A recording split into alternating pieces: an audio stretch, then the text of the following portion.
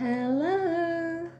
မမຫນွေဦးရဲ့လက်သက်ဆက်ချိုင်းလေးတို့ရေမင်္ဂလာပါနော်မမຫນွေဦးရဲ့ຫນွေဦး story channel လေးကနေပြန်လဲကြိုဆိုပါရစေဒီနေ့မမຫນွေဦးရဲ့လက်သက်ဆက်ချိုင်းလေးတွေအတွက်ရွေးချယ်ထားတဲ့ပုံမြင်လေးကတော့ချိန်လေးခဏစောင့်ပြီးလိုက်ပါဆိုတဲ့ပုံမြင်လေးပဲဖြစ်တယ်ကဲမမຫນွေဦးရဲ့လက်သက်ဆက်ချိုင်းလေးတို့လည်းပုံမြင်လေး2000ဖို့အစဉ်သင့်ဖြစ်လောက်ပြီလို့ထင်တယ်နော်အဲ့တော့ပုံမြင်လေးစလိုက်ကြမယ်အချိန်လေးခဏစောင့်ပြီးလိုက်ပါတခါတော့ကပညာရှိအဖိုးအိုတဦးနဲ့အတူသူ့တပည့်တွေဟာခီးတစ်ခုကိုအတူတူထွက်လာခဲ့ကြတယ်။လမ်းတစ်ခီးတစ်ဝက်တောနက်ထဲရောက်တဲ့အခါသူတို့ဟာခဏနားကြတယ်ပေါ့။တောက်စီရရေလဲကုန်နေဖြစ်တဲ့အတွက်မလန်းမကမ်းမှာရှိတဲ့ဤအိမ်ထိပ်ကနေရေတော့ခတ်ဖို့အဖိုးအိုကစိန်ညွှန်လိုက်တယ်။ဒီတော့တပည့်တွေကလည်းရေကန်ရှိရာကိုတွားကြတာပေါ့။အဲ့ဒီအခါမှာမကြသေးခင်ကမှသမင်းတွေကရေစင်းတောက်ထားကြတဲ့အတွက်ရေကန်ထဲကရေတွေဟာနောက်ပြီးတော့အနေတွေထနေတာတွေ့လိုက်ရတယ်။ဒီတော့တပည့်တွေလည်းစိတ်ပြက်လက်ပြက်နဲ့အဖိုးအစီပြန်လာခဲ့ကြတယ်။အဖိုးကလည်းဘာမှမပြောပဲဒီတိုင်းပဲတိတ်တိတ်ဆိတ်ဆိတ်နေလေတယ်။နောက်တနားရီလောက်ကြာတဲ့အခါအဖိုးကတပည့်တွေကိုရေသွားခတ်ခိုင်းပြန်လေတယ်။ဒီတစ်ခါတော့ရေကန်ဟာအနေတွေထိုင်ပြီးအပေါ်ကရေတွေကကြည်လင်နေတာကိုတွေ့လိုက်ရတယ်။ဝမ်းသာအားရနဲ့တပည့်တွေအားလုံးရေခတ်ပြီးပြန်လာကြတယ်ပေါ့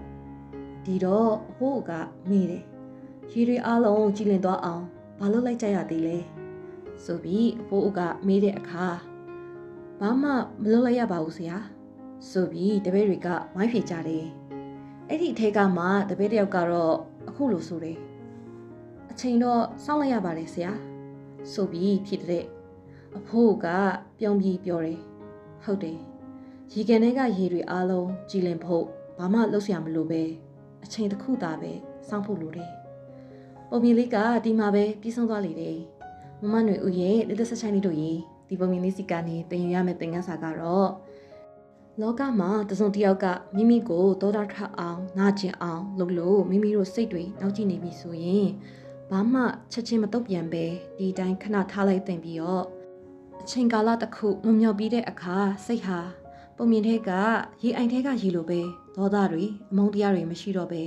ပြန်လေကြည်လင်လာပါလိမ့်မယ်။အဲဒီတော့မမຫນွေဦးရဲ့လက်သက်ဆက်ချိုင်းလေးတို့လည်းဒီပုံမြင်လေးစီကနေတင်ငယ်စာကောင်းကိုရရှိလိမ့်မယ်လို့မျှော်လင့်ပါတယ်နော်။မမຫນွေဦးရဲ့လက်သက်ဆက်ချိုင်းလေးတို့လည်းအနာဂတ်မှာအကြောင်းအကျိုးအကောင်းအဆိုးကိုဝေဖန်ပတ်ချနိုင်တဲ့ပညာရှိလူကောင်းလေးတွေဖြစ်နေ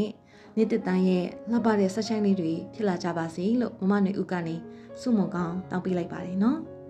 ဒီတော့စိတ်ဝင်စားစရာကောင်းပြီးအမှုပညာပဟုတုတတွေတိုးပွားစေမယ့်ပုံမြင်အသစ်တွေကိုမမຫນွေဦးရဲ့ຫນွေဦး story channel ကနေ